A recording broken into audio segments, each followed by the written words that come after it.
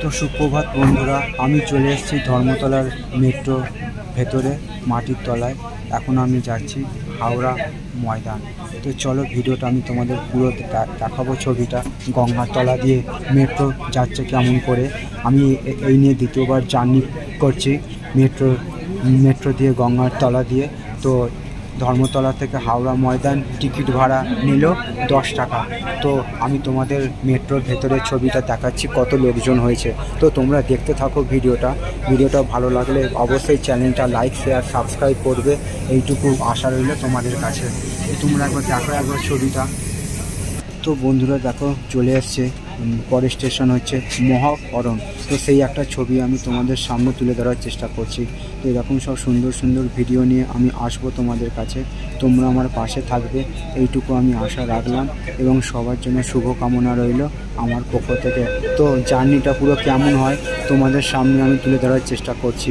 তো গঙ্গার তলা দিয়ে যেহেতু আমি এই নিয়ে দ্বিতীয়বার যাচ্ছি এবং যার টিকিট ভাড়া নিয়েছে 10 টাকা, তো তোমরা আমার পাশে থাকবে এইটুকু আমি আশা রাখলাম এবং আমাকে সবসময় তোমরা সাপোর্ট করে যাবে, এইটুকু আমি তোমাদের কাছে আশার হাত বাড়িয়ে দিলাম এবং সবার জন্য সুস্বাস্থ্য কামনা করলাম ভগবানের কাছে। তো তোমরা পুরো ভিডিওটা দেখতে থাকো, যে গঙ্গার তলা দিয়ে মেট্রোটা চালু হয়েছে ধর্মতলা থেকে হাওড়া ময়দান।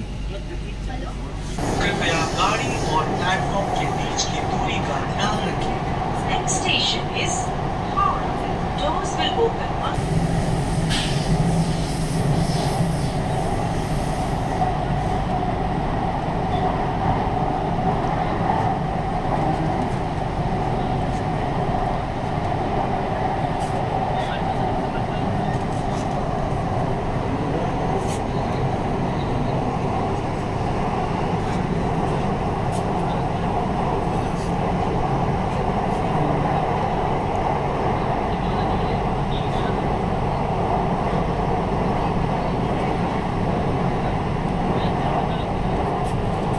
তো বন্ধুরা, আমি চলে এসেছি হাওড়া ময়দান মেট্রো স্টেশন।